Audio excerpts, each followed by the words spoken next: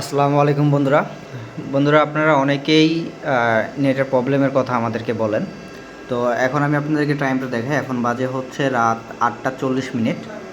একটা কাস্টমার আমাকে ফোন দিয়েছে যে ভাইয়া নেটের সমস্যা, আপনার নেট স্লো, আমরা ইউটিউব ফেসবুক যেটাতে যাচ্ছি না কেন ভিডিও বাফার পাচ্ছি।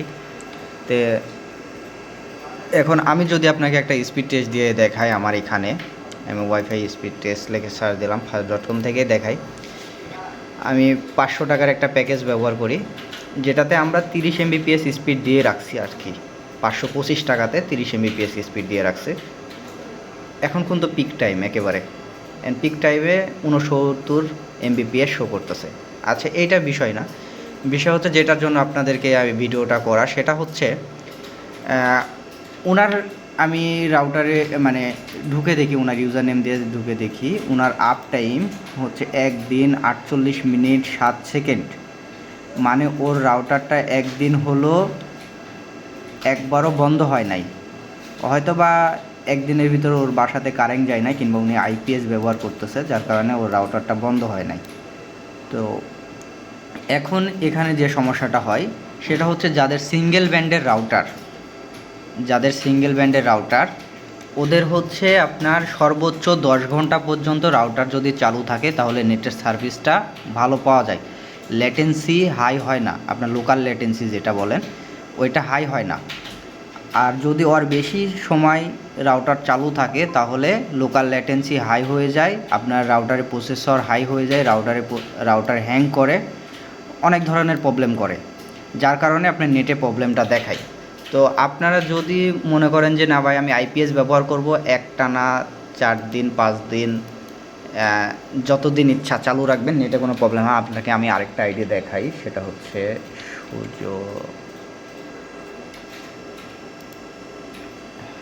এই দেখেন এই রাউটারটা হচ্ছে 5 দিন 7 ঘন্টা 18 মিনিট ধরে চালু। এই কাস্টমারের কোনো কমপ্লেন নাই, কী জন্যে ব্যবহার করে, দেখেন টিপি লিঙ্ক রাউটার ব্যবহার করে নি, টিপি লিঙ্কের RSR-C6 রাউটার ব্যবহার করে। আমি রাউটারটা যদি দেখাই, এই যে এই ধরনের রাউটার টিপি লিঙ্ক C6 কিংবা C18 এই ধরনের রাউটার আপনারা ব্যবহার করবেন, তাহলে এই যে আপ টাইম যদি আপনার 1 মাসও হয় নেটে কোনো প্রবলেম করবে না, রাউটার কোনো হ্যাং করবে না।